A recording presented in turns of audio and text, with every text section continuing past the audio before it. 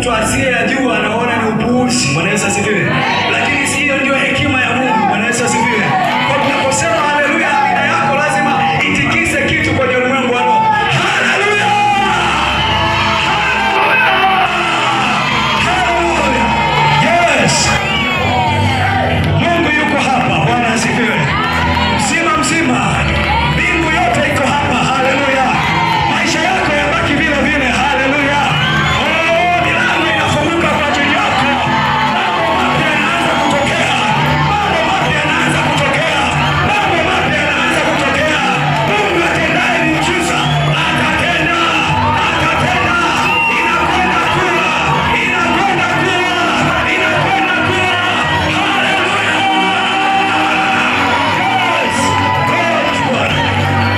Something great. Kitu kikubwa kinatokea kwako. Kitu kikubwa kitakachobadilisha historia yako kinatokea kwako. Ninamwamini Mungu katika jina la Yesu. Ninamwamini yeye aliyesema, inawezekana unasema nitajenga lini? Naomba pokea muujiza huu sasa. Mwaka huu kwa jina la Yesu. Bwana anakwenda kukupatia unachokihitaji. Maana imeandikwa Mungu aweza kuwapatia yote mnayohitaji. Leo hii katika jina la Yesu, mlango wa kupata kiwanja ukapatikane. Mlango wa kujenga ukapatikane. Mlango wa kuoa na kuolewa ukapatikane. Uchumi wako ukaanze kupokea vitu vya kipekee. Hekima ya kimungu inatembea na wewe. Hatimaye ukaanzisha vitu vitakavyoleta mwelekeo mpya kwenye maisha yako. Haleluya! Yes! The power of God, of Holy Spirit is at work. Nguvu ya Roho iko kazini. Haleluya! Nguvu ya Roho iko kazini. Haleluya! Inawezekana kuna mtu bado anashangaa nani yupo na nani hayupo. Wakati wewe unashangaa nani yupo na nani hayupo, wenzako tumeshasafiri kwenye ulimwengu wa Roho. Tumefika mahali tunapoenda. Tumefika mahali tunapoenda. Tumefika mahali tunapoenda. Wewe wakati unashangaa wenzako tumefika mahali tunapoenda. Kama ni mahali pa tulipokusudia kwenda tumekwisha kufika. Katika ulimwengu wa Roho tumefika.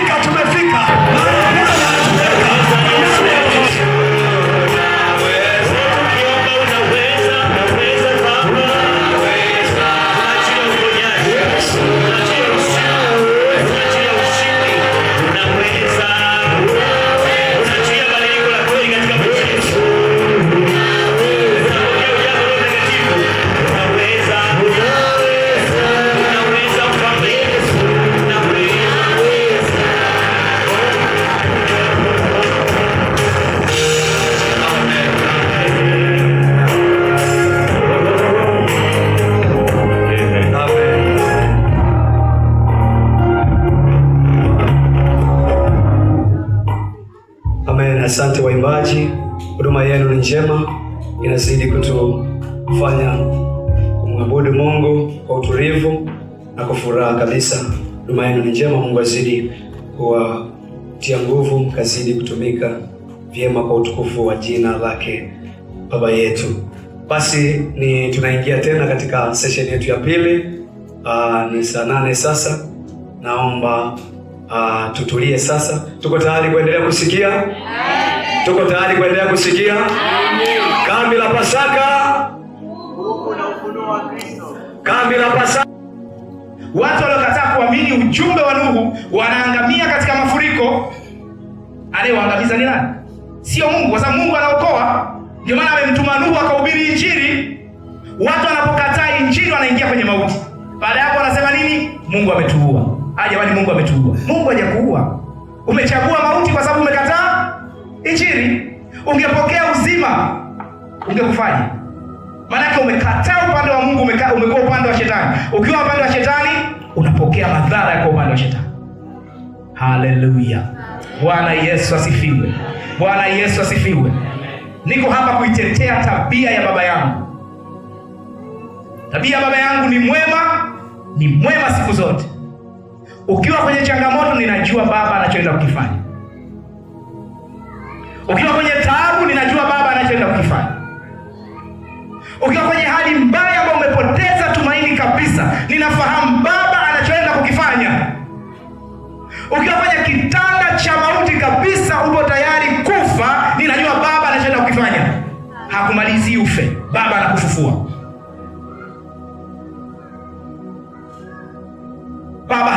magonjwa kwa watu. Haweki magonjwa kwa watu,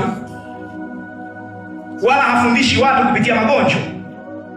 Kama Mungu anakufundisha kupitia ugonjwa, kwa nini unataka upone? Unaenda hospitali? Maana aliyeweka ugonjwa ndani yako sio Mungu. Ndio maana kwa ujasiri mkubwa tunaamuru uzima kwenye mwili wako katika jina la Yesu. Kila utendaji kazi wa giza unaondoka katika jina la Yesu. Katika jina la Yesu. Kila kuchanganyikiwa unaondoka katika jina la Yesu. Kila uharibifu unaondoka katika jina la Yesu. Katika jina la Yesu. Katika jina la Yesu. Katika jina la Yesu. Katika jina la Yesu. Hara regosh kapranto reda hida. Mungu ni mwema, ni mwema, ni mwema siku zote. Mungu ni nuru, ndani yake hakuna giza kabisa. Unapoona giza lolote kwenye maisha yako, simama kwenye mamlaka, liambie liondoke. Kwa sababu yule sio Mungu. Usijiulize mara mbili. Yakobo anasema mtu wa nia mbili asidhani kwamba atapokea kitu. Kwa nini? Haijui tabia ya Mungu. Anamwombea mgonjwa, baadaye anafikiria kwamba sasa huu ugonjwa ni Mungu ameuweka au shetani. Ukishakuwa na nia mbili, huwezi kupata matokeo. Ni lazima ujue kwamba Mungu hawezi kuweka ugonjwa ndani ya watu. Kwa kama Mungu hawezi kuweka magonjwa ndani ya watu, tutaomba mpaka ugonjwa utoke. Usipotoka leo, kesho utatoka. Usipotoka kesho, kesho kutwa utatoka. Usipotoka kesho kutwa utatoka, na utatoka tu. Kwa nini? Mungu hahusiki na hilo. Mungu hahusiki na hilo. Ni shetani. Na tunampinga shetani naye atakimbia. Tunampinga. Kwa nini? Tuna uhakika na tabia ya Mungu wetu.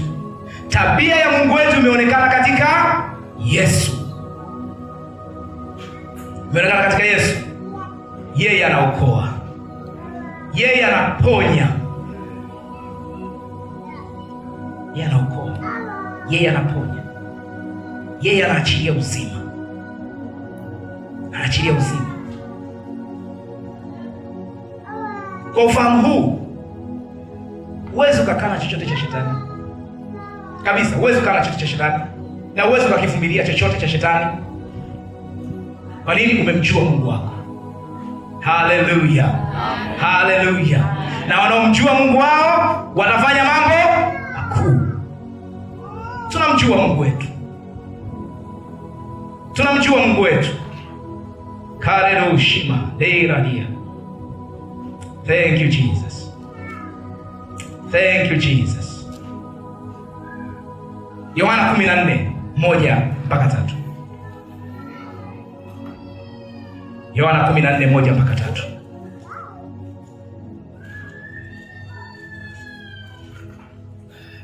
Yohana 14:1-3.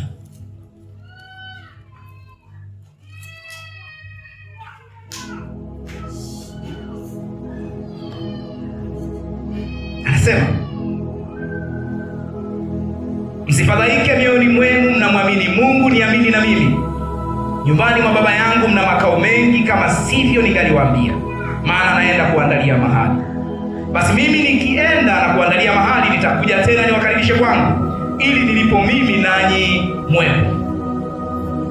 Mstari wa 4. Nami niendako mwaijua njia. 5. Tomaso akamwambia, Bwana, sisi hatujui uendako, nasi tuijuaje njia?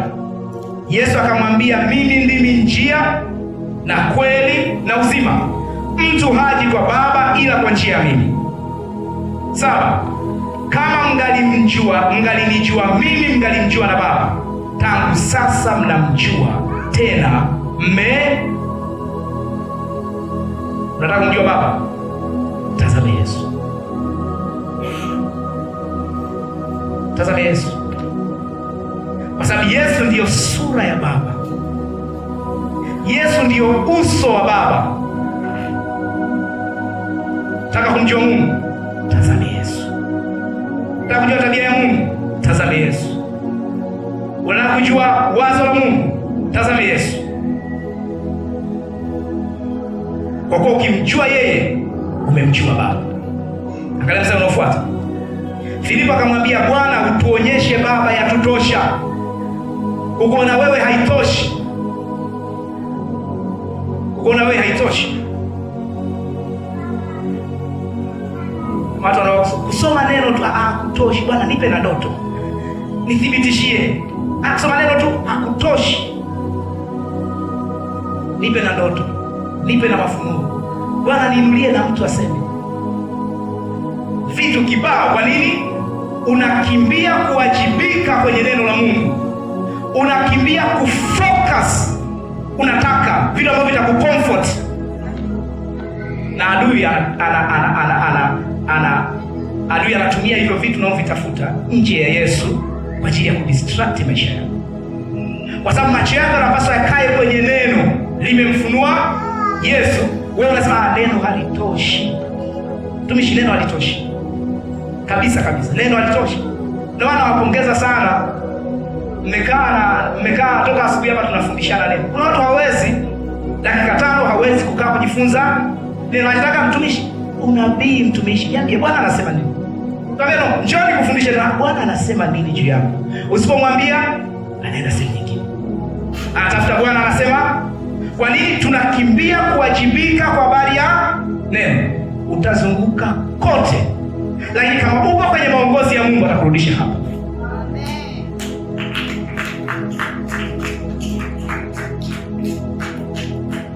Yakumbuke haya maneno.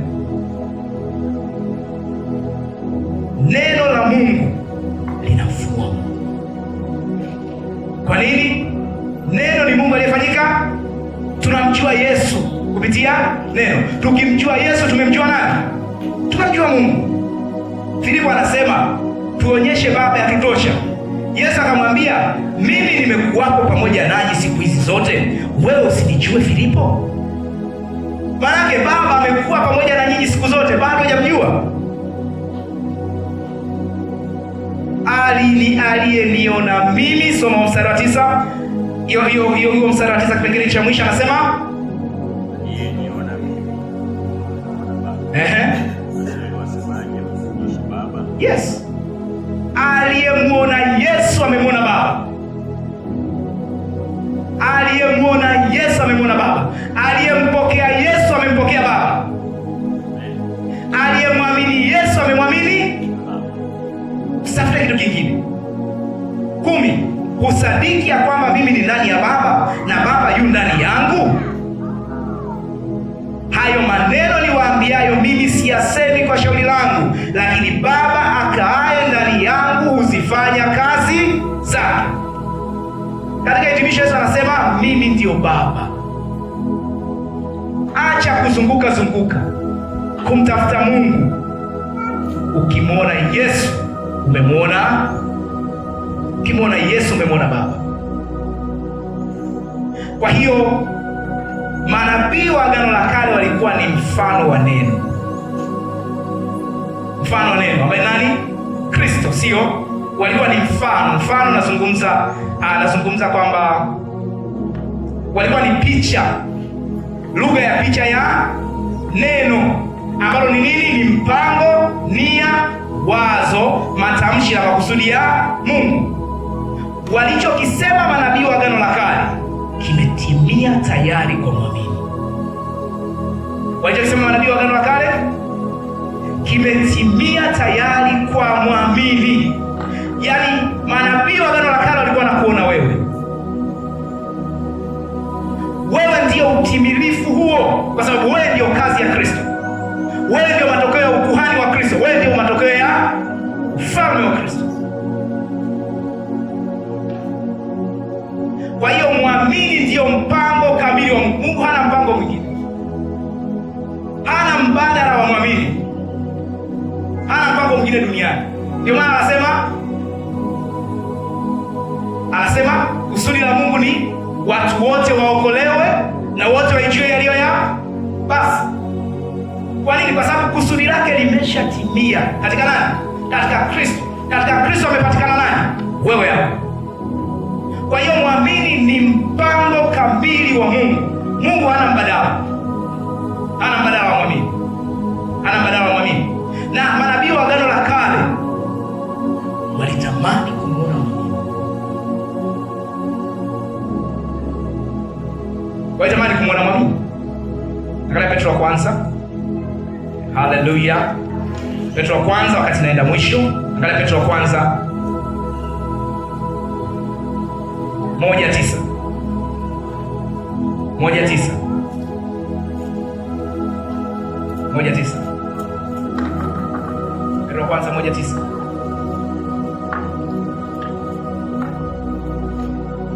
Anasema katika, tumefika Petro wa kwanza 1:9. Ninapoenda mwisho nataka maneno uweze kuyashika na kuweza kuyaelewa vizuri kabisa.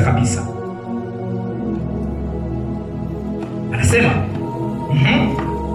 umefika, sema amen kama umefika. Anasema katika kupokea mwisho wa imani yenu, yaani wokovu wa roho zenu. Katika habari ya wokovu huo manabii walitafuta na kuchunguza, ambao walitabiri habari za neema itakayowafikia ninyi.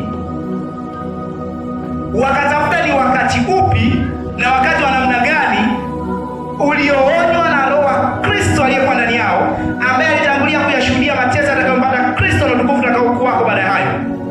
Wakafunuliwa ya kuwa si kwa ajili yao wenyewe, bali kwa ajili yenu walihudumu katika mambo hayo, ambayo sasa wamehubiriwa kwenu na wale waliohubiri ninyi Injili. Amehubiriwa kwenu na wale waliohubiri ninyi Injili kwa Roho Mtakatifu aliyetumwa kutoka mbinguni. Mambo haya malaika hutamani kuyachungulia. Ina maana malaika wanatamani kuyajua. Kuna mtu mdogo anasema hatujifunzi kwa malaika, akashangaa mtumishi unasema nini? No, malaika wanapaswa wajifunze kwako. Kwa nini? Kwa sababu ufunuo wa Kristo umefunuliwa kwako, wao wanajifunza kwako.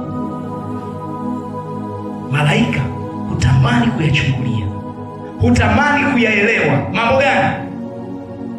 Mwamini, ambaye ni matokeo ya mateso atakayopata Kristo na utukufu utakaokuwako baada ya mateso. Haleluya, amen. Haleluya. Angalia Waebrania 10 au Waebrania 11. Muamini ni mpango kamili wa Mungu. Kwa sababu mtu ndani ya Kristo amekuwa kiumbe kipya. Huyu ndio mpango kamili wa Mungu. Mungu hana mpango mwingine nje ya muamini. Waebrania sura ya 11. Waebrania sura ya 11. Utasoma mstari wa 39 na 40. Alikuwa anazungumzia waamini wa Agano la Kale kuanzia mstari wa kwanza, lakini mstari wa 39 na 40 anasema, na watu hao wote wakiisha kushuhudiwa kwa sababu ya imani yao. Hatujafika, tumefika. Anasema, na watu hao wote wakiisha kushuhudiwa kwa sababu ya imani yao hawakuipokea ahadi, kwa kuwa Mungu alikuwa ametangulia kutuwekea sisi kitu kilicho bora, ili wao wasikamilishwe pasipo sisi. Nuhu anapotazama katika Kristo na kuona wewe, anatamani zile nyakati. Ibrahimu alipokuwa anatazama katika Kristo alikuwa anakuona wewe, anatamani hizo nyakati. Yakobo anatamani hizo nyakati. Musa anatamani hizo nyakati. Manabii wanatamani hizo nyakati. Lakini anasema Mungu alitangulia kutuwekea sisi kitu kilicho bora, ili wao wasikamilishwe pasipo sisi. Kwamba tunapopokea ahadi ya Roho ambayo ni wokovu, ndio muda huo Ibrahimu anaipokea. Kwa nini? Aliamini katika ahadi. Ilipotimia, sisi tunapokea na yeye anapokea, ambayo ni ufufuo wa Kristo.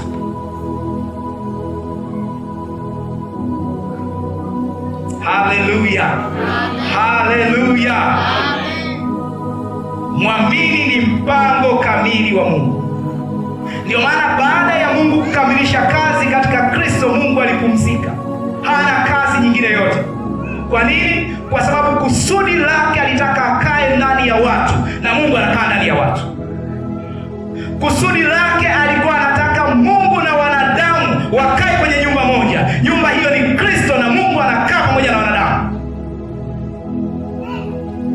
amepumzika kwa kuiona kazi ya Kristo. Mungu hana kazi nyingine. Kwa nini?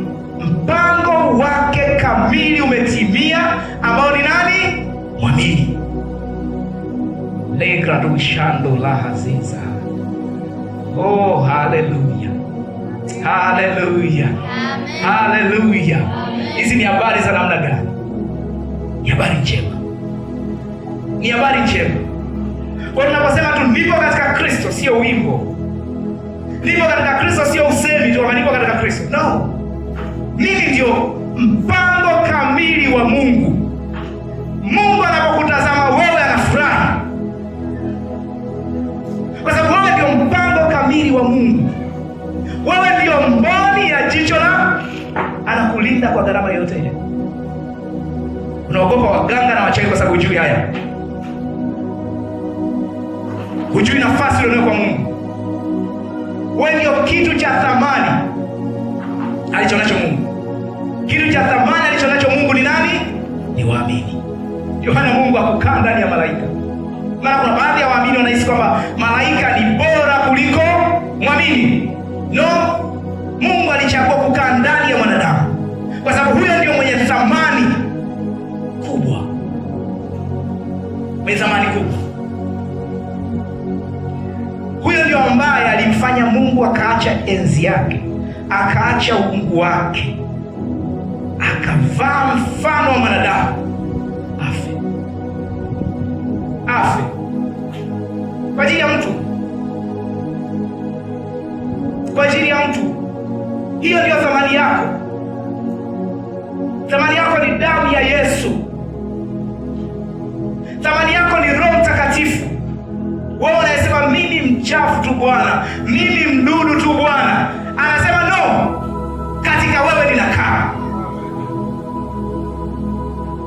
Mimi niliye dhaifu, katika wewe ninakaa. Katika wewe ninaishi.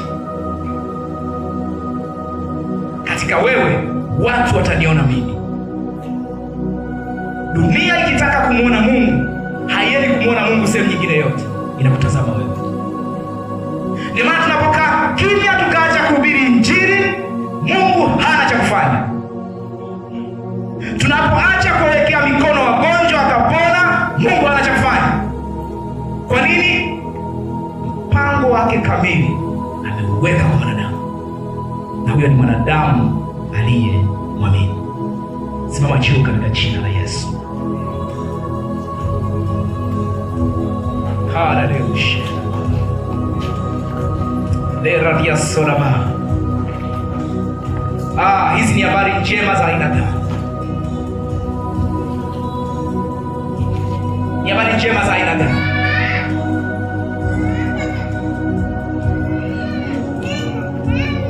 Na mimi kwa mtu yote anasikia habari hizi, kama nilikuwa hajamwamini Kristo, hawezi kusita kumwamini Kristo. Hawezi kusita kumwamini Kristo.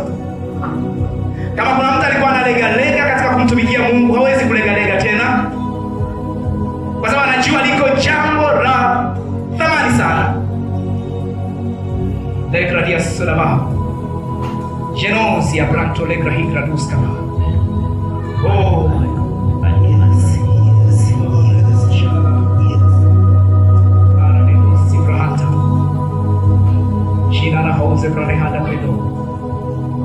Nataka mikono yako juu.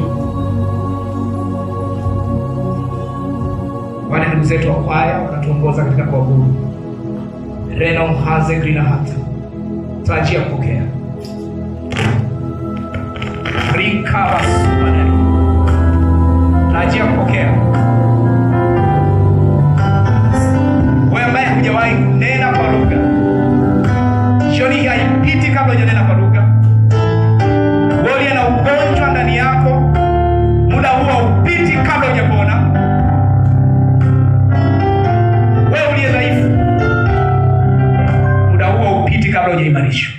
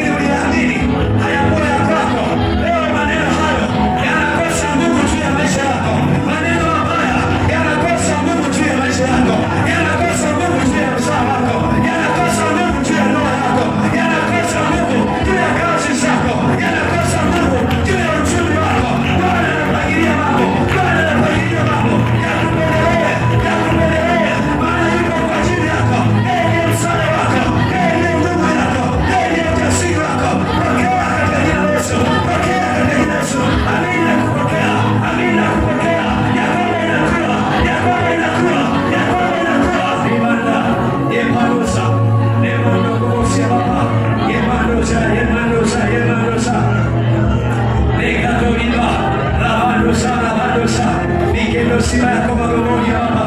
Na ikadosa na ikadosa. Kama kanisa tunapokea. Kama kanisa tunapokea. Tunakwenda kwa ujasiri wa Roho. Tunakwenda kwa ujasiri wa Roho. Injili inahubiriwa kwa kiwango ambacho inahubiriwa katika jina la Yesu. Madhihirisho ya Roho yanaonekana kwa kiwango ambacho hayaonekana. Miujiza, ishara na ajabu zinapatikana, zinatendeka katikati yetu, zinatendeka katikati yetu, maana zinadhihirisha injili ya Kristo, inadhihirisha injili ya Kristo. Ribangozana lekebosana moto wa Roho, moto wa Roho, moto wa Roho, moto wa Roho. Leo tunapokea, leo tunapokea, leo tunapokea uamsho mpya kwenye mioyo yetu, uamsho mpya kwenye mioyo yetu, makanisa yetu hayatabaki ya kawaida, hayatabaki ya kawaida. Mtembeo wa Roho usio wa kawaida unaachiliwa, unakamiliwa, unakatwa kwa jina la Yesu.